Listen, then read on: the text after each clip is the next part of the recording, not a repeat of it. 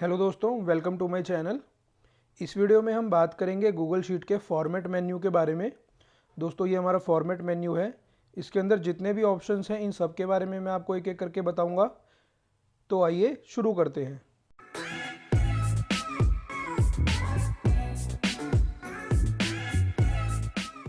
दोस्तों, format menu के अंदर जो हमारा सबसे पहला ऑप्शन है वो है थीम का। मैं जैसे ही थीम पर क्लिक करता हूँ ये मेरी एक थीम की विंडो ओपन हो जाती है। यहाँ पर मुझे मल्टीपल ऑप्शंस दिए हुए हैं। मैं जिस भी थीम पर क्लिक करूँगा उसके अकॉर्डिंग मेरा फ़ॉन्ट साइज़ और उसकी कलरिंग चेंज हो जाएगी। और मैं इस अंदर किसी भी थीम को कस्टमाइज़ भी कर सकता हूँ। जैसे सपोज़ अगर मैं इस थीम को सेलेक्ट करता हूँ और उसके बाद अगर मैं कस्टमाइज़ पे क्लिक करता हूँ तो यहाँ से इसके ऑप्शन शो हो गए हैं कि मैं इस थीम का फ़ॉन्ट कौन सा रखना चाहता हूँ, उसमें मैं टेक्स्ट का कलर कौन सा देना चाहता हूँ।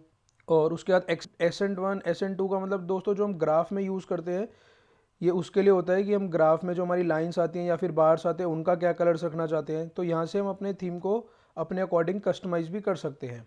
अभी मैं डन पे क्लिक करके, जैसे ही मैंने डन पे क्लिक करा तो ये जो मेरा कस्टम थीम था जिसमें मैंने चेंजेस करे थे ये वो हो गया। और अगर मैं स्टैंडर्ड थीम पर जाना चाहता हूँ तो मैंने ये यहाँ पर हमारा स्टैंडर्ड थीम है इस पर क्लिक करा तो ये हमारे स्टैंडर्ड थीम पर वापस अप्लाई हो गया। मैं इसे यहाँ से क्लोज़ कर देता हूँ।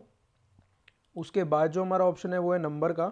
दोस्तों, यहाँ से हम अपने अकॉर्डिंग फॉर्मेटिंग कर सकते हैं। जैसे सपोज़ मैं यहाँ पर अगर टुडे की डेट लिखता हूँ तो अभी इसका फॉर्मेट आ रहा है जिसमें सबसे पहले ये मंथ ले रहा है, फिर डेट और फिर ईयर।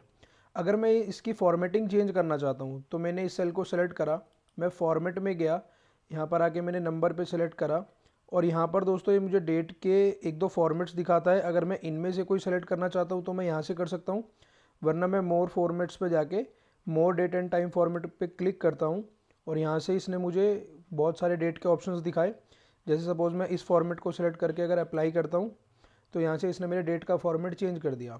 ऐसे ही मैं नंबर्स का भी फॉर्मेट चेंज कर सकता हूँ। जैसे जो मेरा सैलरी कॉलम है, अगर मैं इसे सेलेक्ट करके फॉर्मेट पे जाके नंबर में अगर सपोज़ मैं इस पर क्लिक करता हूँ तो इसने सेपरेटर लगा दिया और डॉट के बाद इसने मेरे को 20 का ऑप्शन भी दिखा दिया। तो यहाँ से हम अपने अकॉर्डिंग फॉर्मेटिंग कर सकते हैं अपने नंबर, अपनी डेट, अपने टेक्स्ट की। उसके बाद जो हमारा नेक्स्ट ऑप्शन है वो है इसमें दोस्तों ये हमारी टेक्स्ट फॉर्मेटिंग के लिए होता है, बोल्ड, इटैलिक्स, अंडरलाइन और स्ट्राइक थ्रू। और यही ऑप्शंस हमें यहाँ पर भी दे रखे होते हैं। ये रहा बोल्ड, इटैलिक्स और ये रहा स्ट्राइक थ्रू। तो अगर मैं अपने किसी भी टेक्स्ट को बोल्ड करना चाहता हूँ तो जैसे सपोज़ मैंने ये टेक्स्ट सेलेक्ट करा और मैंने बोल्ड पे क्लिक करा तो ये बोल्ड हो गया। अगर मैं इसे इटैलिक सेलेक्ट करूँगा तो इटैलिक हो जाएगा। अगर मैं इनके नीचे लाइन लेना चाहता हूँ तो मैंने अंडरलाइन पे क्लिक करा तो इनके नीचे लाइन आ गई। और अगर मैं इन्हें स्ट्राइक थ्रू करना चाहता हूँ तो जैसे ही मैं स्ट्राइक थ्रू पे क्लिक करूँगा इन तीनों सेल में स्ट्राइक थ्रू परफॉर्म हो गया। तो यही सेम ऑप्शन हमें फॉर्मेट टैब में जो यहाँ दे रखे होते हैं वही सेम ऑप्शन हमें यहाँ पर भी दे रखे होते हैं। उसके बाद जो हमारा ऑप्शन है वो है फ़ॉन्ट साइज़ का।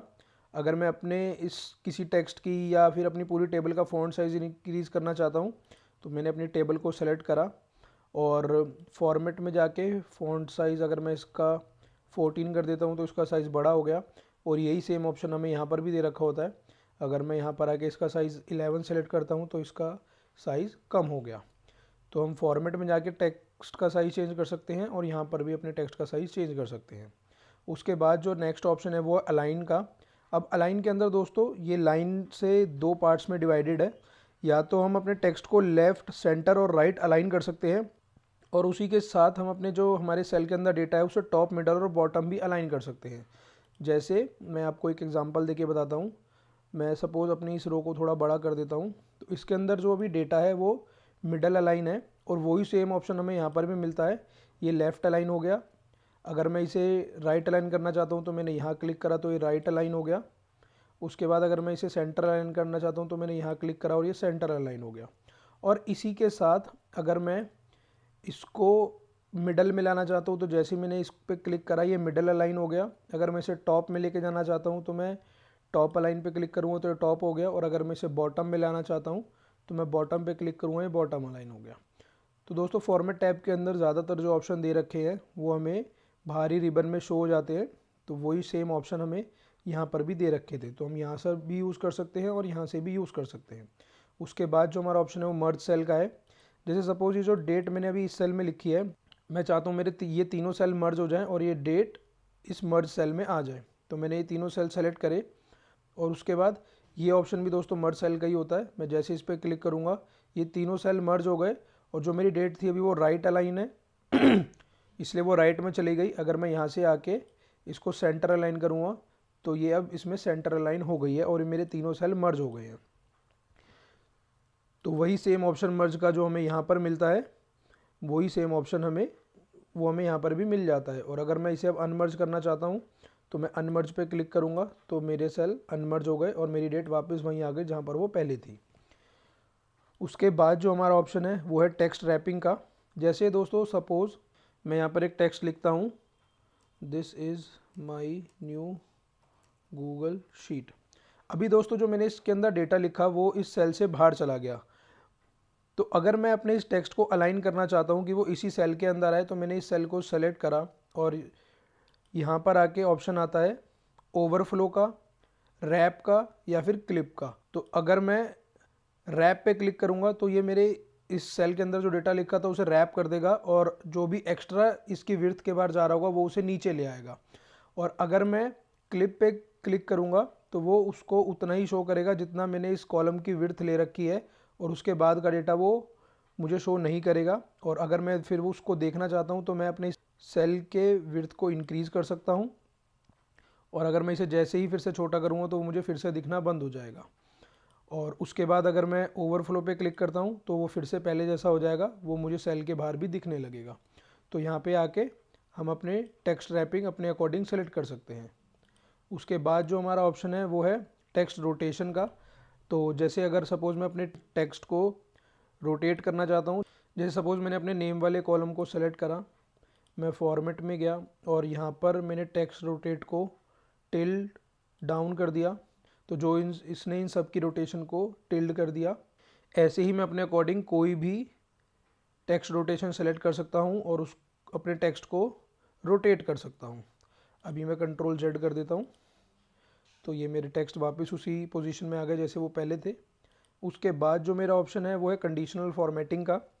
जैसे सपोज़ मैं अपने डेजिग्नेशन वाले कॉलम पे फॉर्मेटिंग लगाना चाहता हूँ कि जिस भी डेजिग्नेशन के अंदर एडवांस लिखा हो वो कलर हो जाए। तो मैंने अपने डेजिग्नेशन वाले कॉलम को सेलेक्ट करा, मैं फॉर्मेट में गया, मैंने कंडीशनल फॉर्मेटिंग सेलेक्ट करा, यहाँ पर आके मैंने टेक्स्ट कंटेन सेलेक्ट करा और यहाँ पर आकर मैंने लिखा एडवांस और उसके बाद मैं फिल कलर पे जाकर येलो कलर सेलेक्ट करता हूँ और मैं इसे बोल्ड भी कराना चाहता हूँ तो इसलिए मैंने बोल्ड पे भी क्लिक करा और डन कर दिया। तो ये दोस्तों मेरी कंडीशनल फॉर्मेटिंग लग गई है कि इस पूरी रेंज के अंदर जहाँ पर भी एडवांस लिखा होगा वो उसको येलो कर देगा। जैसे सपोज़ अगर मैं इसको भी आके एडवांस लिखता हूँ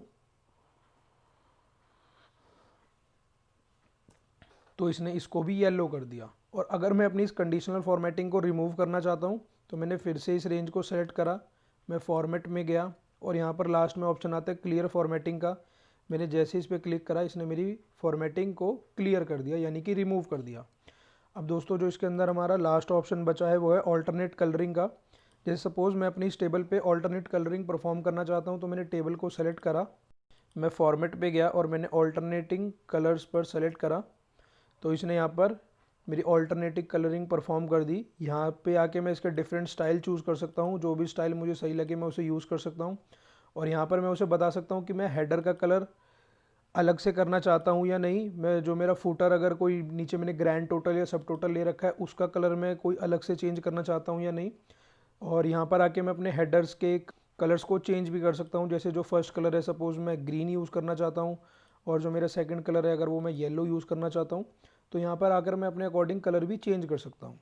और अगर मेरे को ये फॉर्मेटिंग पसंद आए तो मैं इस डन पे क्लिक करके इसको रख सकता हूँ। और अगर मैं इसको रिमूव करना चाहूँ तो मैं वापस से फॉर्मेट पे गया, ऑल्टरनेट कलरिंग मैंने सेलेक्ट करी और यहाँ पर ऑप्शन आता है रिमूव ऑल्टरनेट कलरिंग का। मैं जैसे इस पर क्लिक करूँगा जो मैंने ऑल्टरनेट कलरिंग लगाई थी वो रिमूव हो गई।